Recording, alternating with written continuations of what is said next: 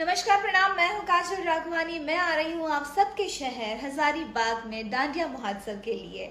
मैं आ रही हूँ 9 अक्टूबर 2024, जिसके ऑर्गेनाइजर है EBA events Yash Aryan and SF event planner Ashish ji and Sameer जी।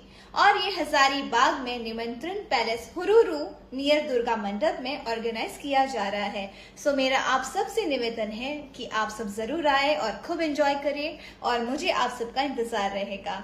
सो जरूर आइएगा 9 अक्टूबर 2024। प्रणाम। नमस्ते, प्रणाम, जय माता दी। आ रहल बानी 8 तारीख के रांची में, तो आप सब भी आई जा। झूमे के बाद, झुमावे के बाद, कुछ लोग के जलावे के बाद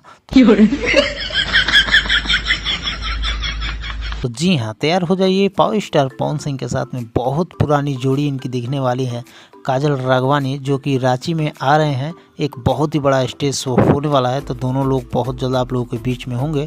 बस 9 तारीख का इंतज़ार कीजिए। 9 तारीख को स्टेज शो होने वाला है, तो आप लोग ज़्यादा से ज़्यादा संख्या में चलिए वहाँ पे पावर स्टार पवन सिंह के गाने पे झूमिए, क्योंकि पावर स्टार पवन सिंह हाल ही में एक बवाल मचा के आए हैं और वही बवाल वहाँ पे दिखाना है, ताकि लोग को चल के एकदम फट जाए।